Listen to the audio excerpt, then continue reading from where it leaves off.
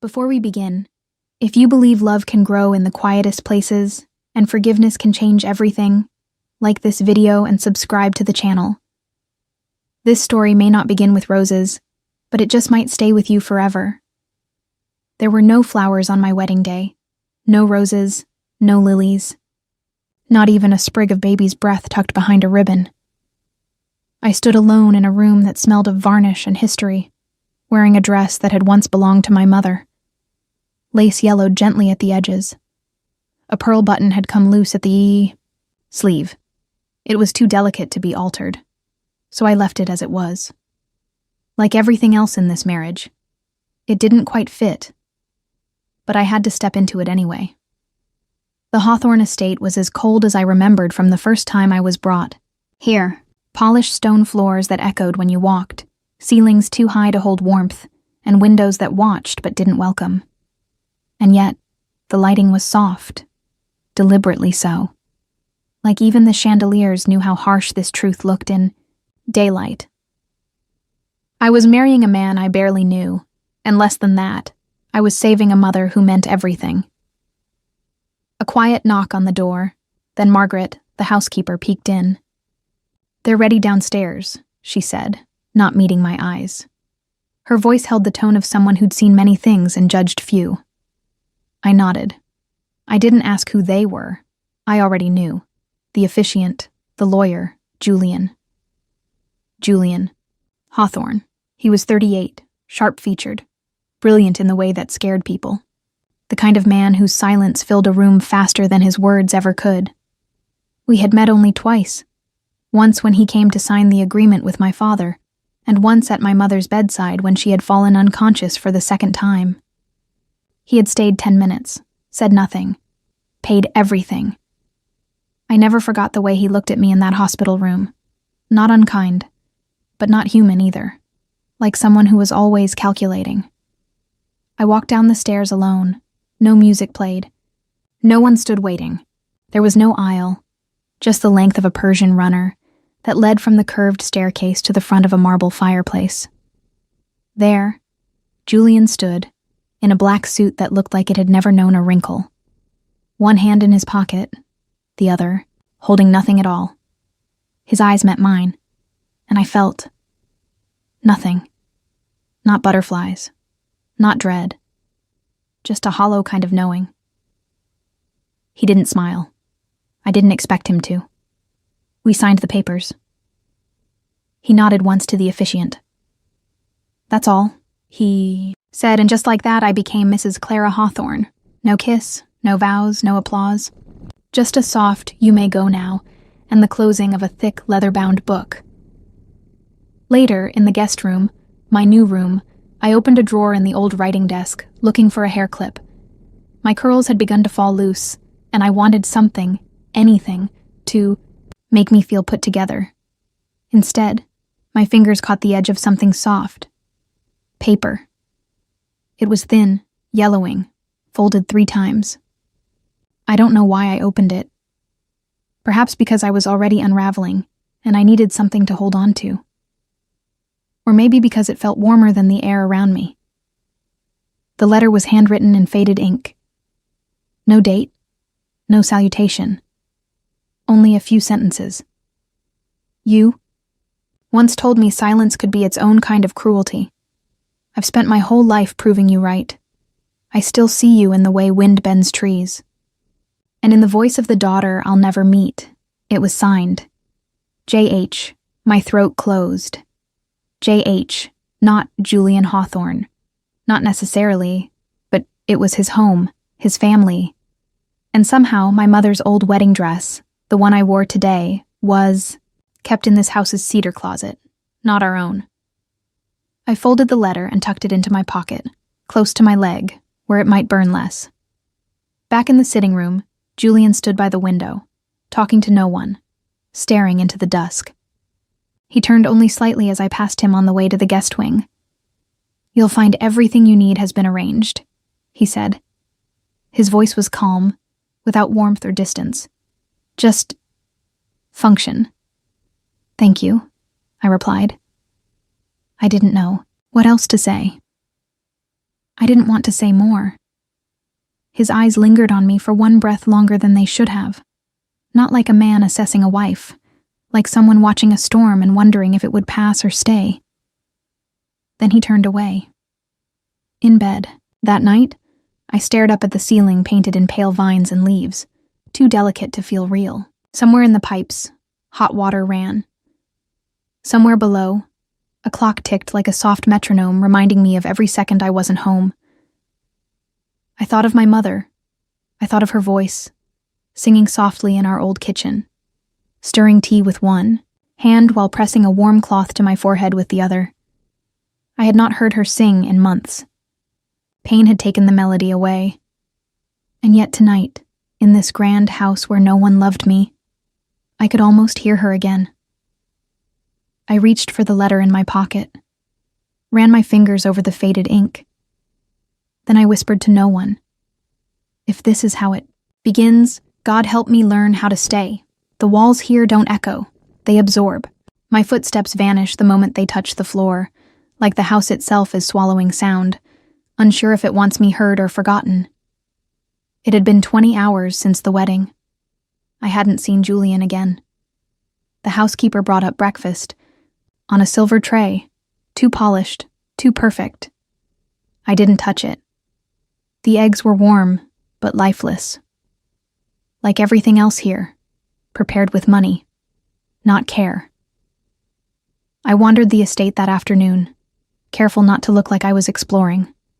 The hallways seemed endless, lined with art that didn't match and windows that looked out onto gray skies and trimmed hedges. Even the light seemed muted, like it had been filtered before being allowed in.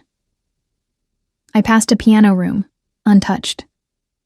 A conservatory where nothing grew. A library that smelled like smoke and leather, but not like home. I missed the scent of detergent on the old cushions in our Vermont kitchen. Missed the creak in the floorboard by the stove where Mom always stood when stirring soup. Missed the way her humming made the walls feel softer. That evening, I walked into the kitchen myself. The main chef had gone home. The staff knew better than to interrupt what wasn't scheduled. I found an old kettle, wiped the dust off, and let my hands move the way they used to at home, without needing to ask permission. Chamomile. That's what Mom always brewed on nights when she couldn't sleep, or when I had questions she wasn't ready to answer. It never gave us solutions. Just silence that felt less sharp. I sat by the window while the water began to hiss.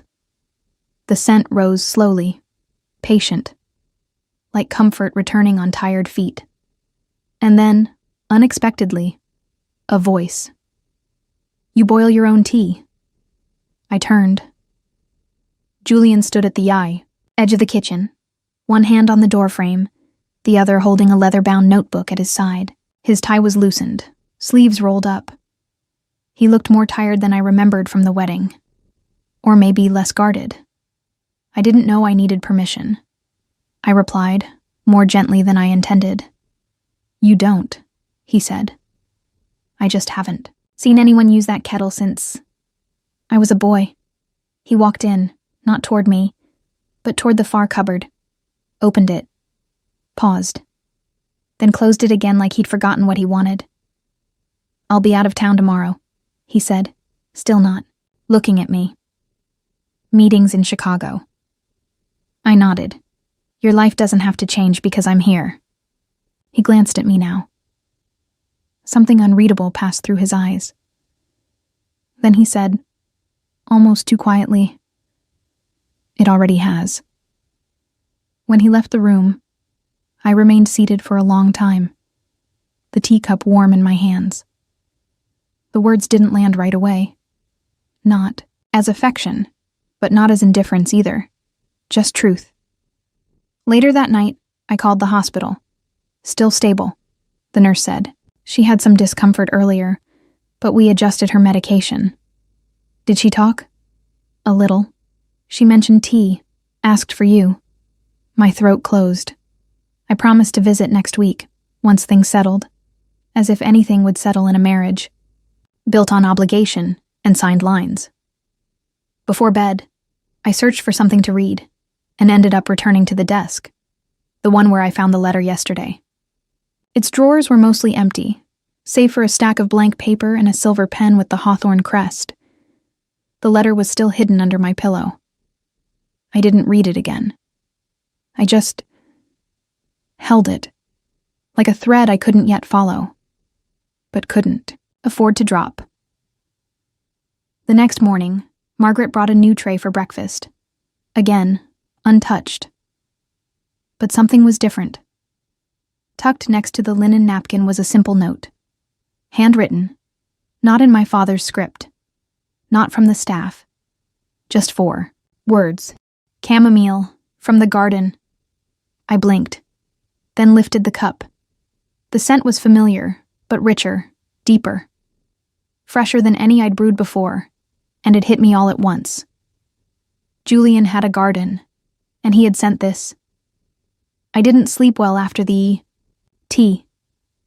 It wasn't discomfort. It was anticipation of something I couldn't name, like the soft hum that comes before a storm, or the way you sense someone is standing behind you before they speak. The note from Julian had been brief, but it lingered louder than anything he'd said aloud. Chamomile. From the garden. His garden. A space I hadn't been invited to. A piece of him he hadn't shown. By mid-morning, he had already left for Chicago.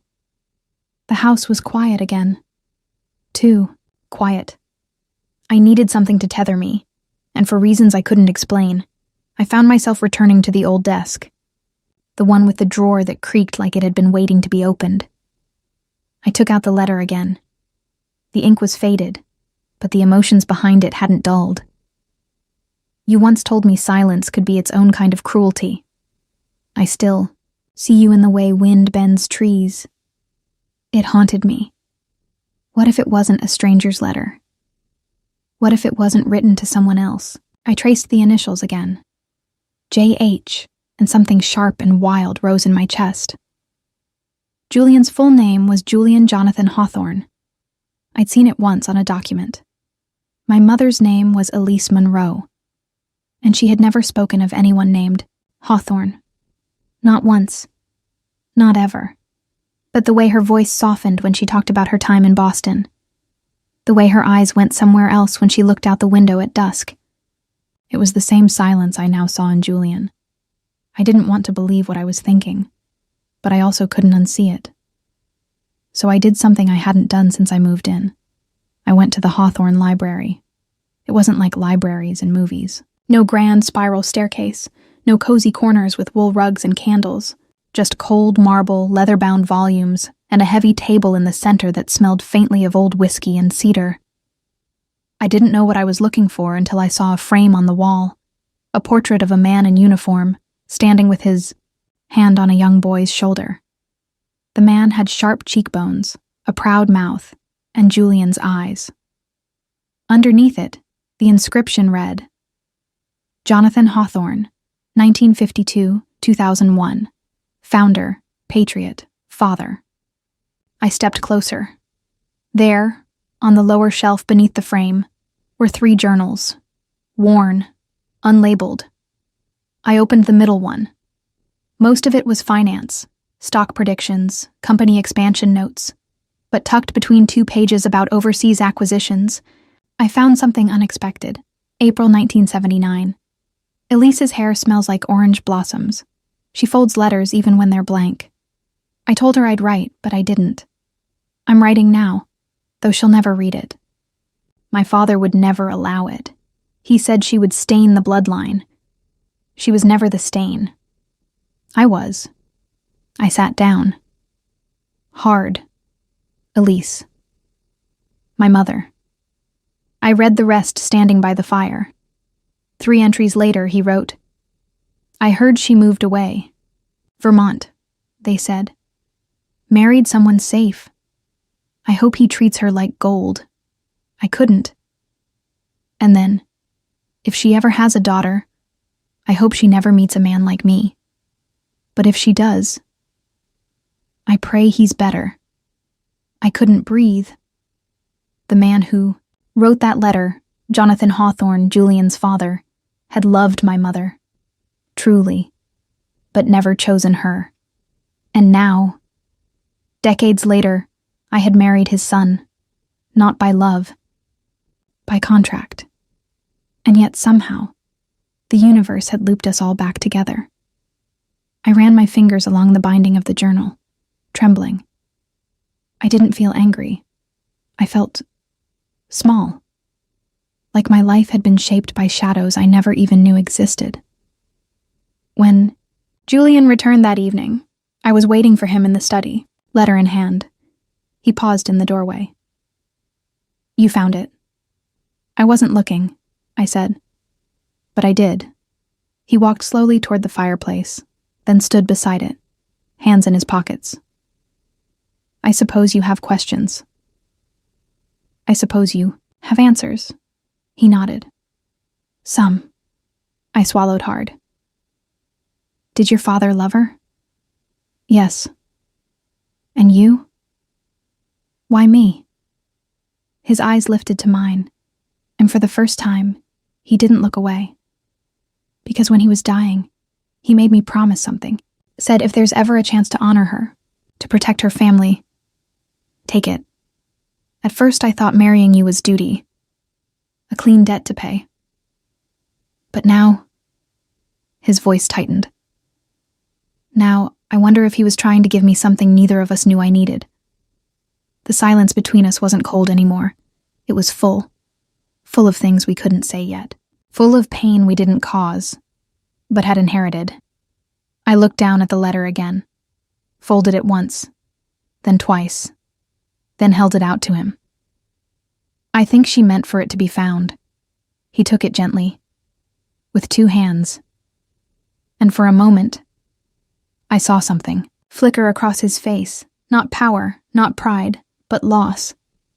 That night I didn't cry, I didn't feel betrayed.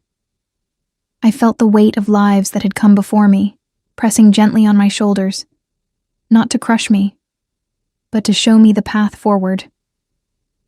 It rained the morning we brought my mother home. Not a storm, not even a real downpour. Just a steady hush, like the sky had run out of things to say but couldn't bear to be silent. She had grown too frail for the hospital. The doctors called it comfort care, though nothing about it felt comfortable. The oxygen machine hummed gently in the corner of our family home in Vermont. Her breaths came slowly now, deeper than sleep, but not as certain. Julian drove the car. He didn't ask if he should. He didn't wait for my father, who still hadn't returned. He simply appeared that morning in the foyer, coat already damp, from the mist, keys in hand. "We'll take her home properly," he said. "It's where she deserves to be." The drive was long. I sat in the back seat beside my mother, her hand curled inside mine like a forgotten petal. Julian didn't speak once, but he adjusted the heat twice, turned off the music when a loud ad came on, slowed at every bump in the road, as if her bones were glass. When we arrived, he helped lift her into the house. His suit jacket was soaked. He didn't notice, or didn't care. I did. That afternoon, while the nurse prepared the bed, I moved through the kitchen searching for ginger and honey, things that had always comforted her. Julian was already there.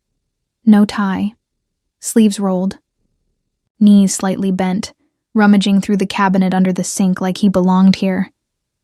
"I used to make tea," he said, not looking up. "When my father was sick, ginger, honey. He said it helped with the burning in his throat." He found the old kettle and stood, brushing a cobweb from the lid. I didn't speak. I didn't need to. We worked in quiet rhythm.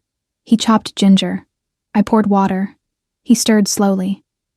I found the chipped mug my mother always used in winter, the one with the robin painted on the side.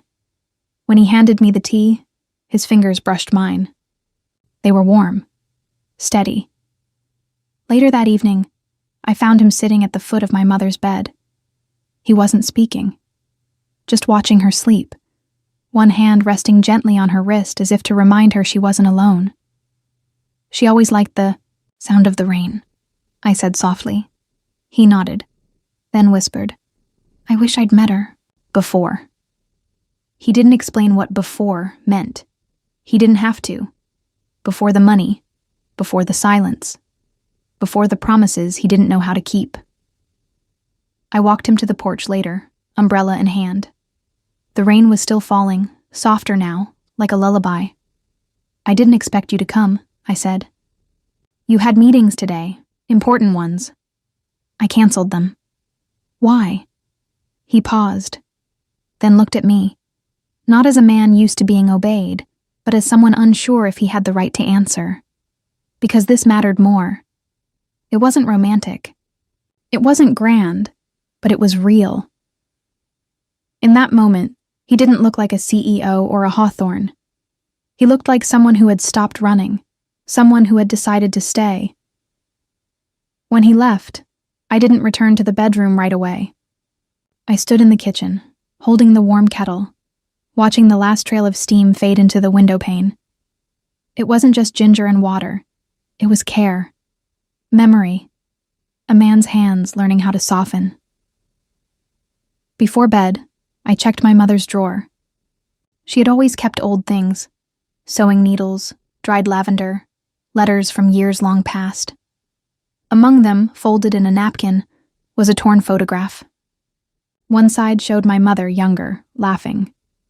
The other side, cut cleanly, showed the shoulder of a man in uniform, the corner of a gold ring, and the edge of a name.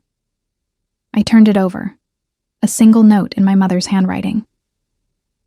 Sometimes love isn't about who stays. It's about who returns, even when they don't have to. That night, I sat by her bed and sang softly, the way she once did when I was small. I didn't know all the words, but the melody stayed. Somewhere upstairs, I imagined Julian sitting in the guest room, holding his father's journal, wondering if he'd done enough. He had. And for the first time since I arrived in this house, I didn't feel like a transaction. I felt seen, not as a bride, but as a daughter worth honoring. The table was older than I was. Solid oak, square-edged, with deep scratches from years of plates, elbows, and hot pans carelessly placed without coasters.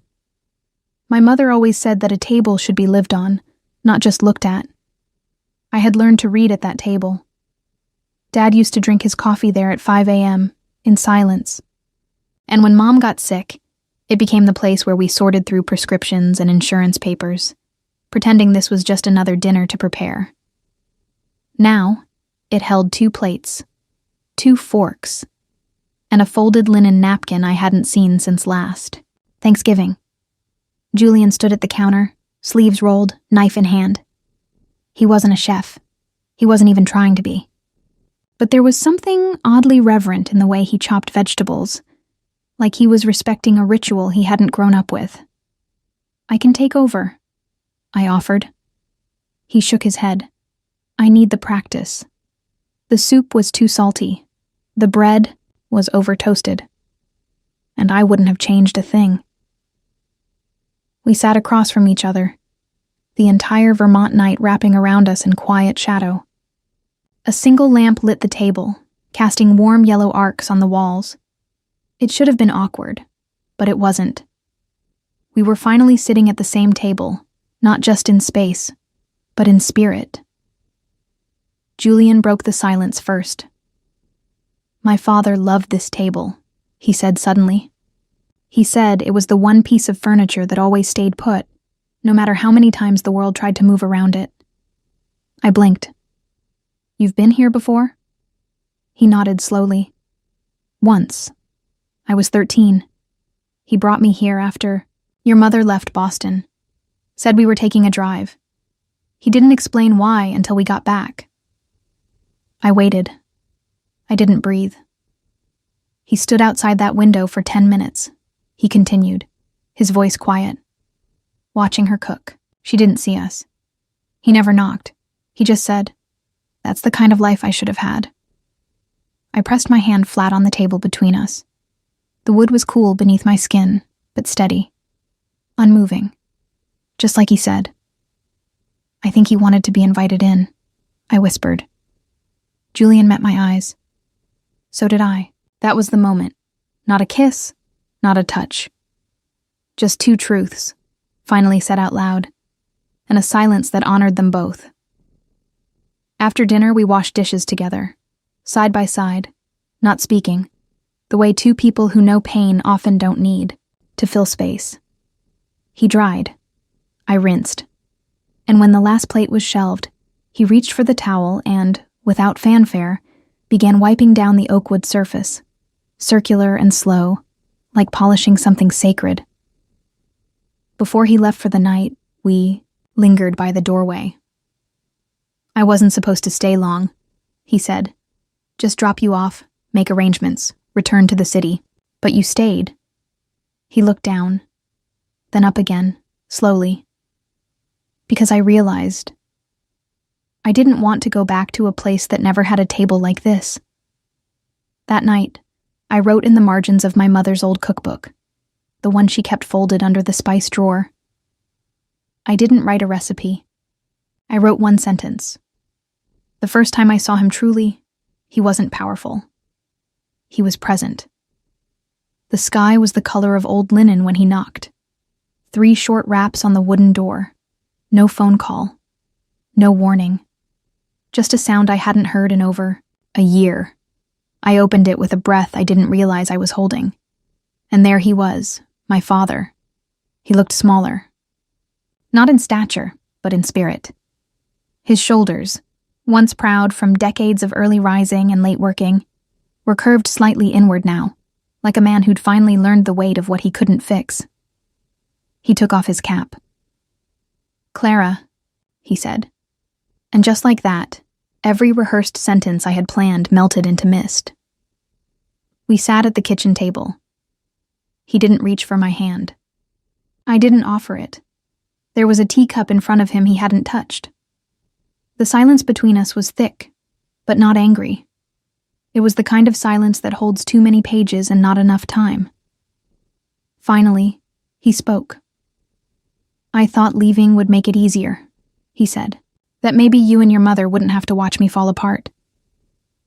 "You left because it was easier for you," I said, not cruelly, just honestly. He nodded. "Yes." I looked at him, his face more lined than I remembered, his hair gone entirely gray. This was the man who used to lift me onto his shoulders at county fairs, the one who scraped together every last dollar to buy me a secondhand prom dress, the one who broke, quietly, under debt and shame, and ran. But he had come back, without asking for anything. "Mom's in the back room," I said finally. He looked down at his hands. "May I see her?" I nodded once, and together we walked, the old hallway, past photos that hadn't been updated in years, past ghosts of dinners, birthdays, arguments, and Christmas mornings. When we reached the door, he paused, knocked softly, as if still unsure whether he had the right. Then he stepped in. He sat beside her for a long time, holding her hand. She didn't open her eyes, but her fingers twitched around his. And when he whispered her name, Elise, I saw something shift in her face. Just a flicker. Just enough. Julian returned that evening. He didn't walk into the kitchen right away. He stood on the porch, watching the last rays of daylight catch on the edge of the roof. The rain had dried, but the wood still smelled like the storm. I joined, him outside. "My father came back," I said. He turned to me. Not surprised. "I know," he said. "I helped him." I blinked. "What do you mean?" He looked out over the yard before speaking. He reached out 2 months ago, asked me for money to get out of town, said he wanted to disappear so you and your mother wouldn't be pulled down with him. I clenched my jaw. "And you gave it to him?" Julian nodded. "On one condition. That one day, if he could face it, he would come back. Not for me. For you." I didn't know what to say. All this time I thought Julian had entered our lives only out of obligation, an extension of an old promise, a name in a letter. But this This was not obligation. This was belief. In people. In redemption. In me. I looked at him. Really looked. His jaw was tighter than usual. Not from pride, but from restraint. He hadn't told me earlier. Not to protect himself, but to protect my father's chance to return with dignity. I reached for his hand. His fingers closed around mine with quiet certainty. That night, the house held a stillness I hadn't felt since childhood. Not the stillness of absence, but the kind that comes when people are exactly where they're meant to be. Later, as I tucked a blanket around my mother's feet, I found a note slipped into the side table drawer. It was my father's handwriting. I couldn't stay then, but I'm here now, and I'll stay for as long as you'll have me. I left it there. She would read it when she was ready. And when I passed the living room on my way upstairs, I saw Julian standing by the fireplace, reading from one of his father's journals. His expression was unreadable, but his presence unmistakable. For the first time in a long time, this house held the weight of men who stayed. Snow came late that year. Not the harsh, biting kind, but the slow, thoughtful snowfall that hushes, the world in white. It came without wind, without warning. Just a gentle drifting from the gray sky, as if winter had finally remembered its promise. I found Julian outside before breakfast, his coat dusted in white, boots sunk into the thawing, earth behind the house. He didn't hear me at first. His back was bent, his sleeves rolled above the wrist. In his gloved hands he held a sapling, bare, spindly, a shock of green at its root. A small trowel lay nearby, and beside it, a plastic tag still flapping from the wind. Valencia orange. Cold-hardy, sun-loving. "You're planting a tree," I said, unsure if it was a question or a prayer. He looked over his shoulder. "It won't bloom for a while." "Maybe not this year," I replied. He nodded. "That's all right. I'm planning for years I haven't earned yet." We worked in silence, side by side, as snowflakes landed gently on the sleeves of my coat and the back of his neck. He dug the hole. I held the sapling steady. The earth was stubborn at first, frozen in places, but gave in with time, just like us. When the roots were settled and the soil patted down, he stepped back, brushing his hands on his coat. "That's where her tree used to be," I said softly. "Mom planted it when I was little. It never bore fruit, but she didn't mind. Said, some things are worth planting just to watch them try." Julian glanced at the spot beside us, just a faded ring in the grass now, half covered by snow. "I didn't know," he said. "I think you did," I whispered. Back inside, I made coffee while he dried his hands by the fire. The house smelled like cinnamon and damp wool. My father was still asleep in the back room. My mother stirred now and then, but hadn't opened her eyes in 2 days. Julian sat at the table with his fingers curled around the mug I handed him. "I don't know how to be this kind of man," he said. "The kind who digs holes in the cold for something he might not see bloom." "You're already doing it," I said. Later that afternoon, we sat on the porch, wrapped in mismatched blankets. The orange sapling stood like a small promise at the edge of the white lawn. Beyond it, the sky began to warm, just barely, light shifting from steel to pearl. "I used to believe everything could be bought," Julian said. "Land, legacy, loyalty." He paused. His breath curled into the air, "But you can't buy being invited into a family kitchen." I turned to him. "And yet, you were." He looked away for a moment, then back. "Because you let me in." That evening, we played old records while the snow thickened outside. My mother used to dance in the kitchen when no one was watching. Barefoot, hips swaying, arms wrapped around nothing at all. I tried. Awkwardly at first. Julian watched from the doorway, smiling with something close to awe, and then joined me. We didn't dance well, but we danced honestly. Before bed, I wrote one line on a note and tucked it under his coffee mug for the morning. Even in winter, you grew something. The next day, I found a small wooden box on the window ledge of my old bedroom. Inside was the blue stone from my mother's wedding belt, once sewn into the dress I wore the day I married Julian. The stone was now fitted into a pendant. Simple. Silver. And beneath it, a note in his handwriting. For the day you decide this life isn't something you're surviving, but something you've chosen. Outside, the orange tree stood in its silent corner of the yard, still bare, still waiting. But for the first time, I looked at it not as a memory of what had been lost, but as a future we were growing into, together. The morning my mother passed, there were robins in the yard. I watched them through the kitchen window, their tiny footprints dotting the snow where it had begun to melt. The orange tree still stood bare in the corner, but the soil around it was softening, and that felt like something. She left in her sleep. No struggle. No noise. Just one long exhale that never circled back. My father was holding her hand. Julian was sitting beside me on the floor, our backs against the wall. None of us spoke for a long time.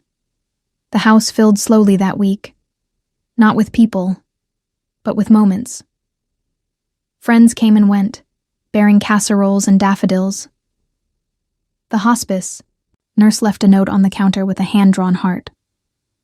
My mother's sister sang an old hymn at dusk, and I cried for the first time since childhood. Julian moved through it all with quiet precision. He brewed tea. He shoveled the walkway. He mended the loose cabinet hinge in the hallway, the one that had been broken since I was 17. He didn't try to be the center of anything. He just stayed. A week after the funeral, I sat alone, in the back garden, watching the wind tilt the sapling's thin branches. The snow was nearly gone. The grass still bruised but breathing. Julian came outside holding 2 mugs. "Coffee?" he said, sitting beside me. "Yours has too much sugar." Exactly the way I like it. We drank in silence, and then he reached into his coat and pulled out a folded paper. A letter. "Your mother wrote this.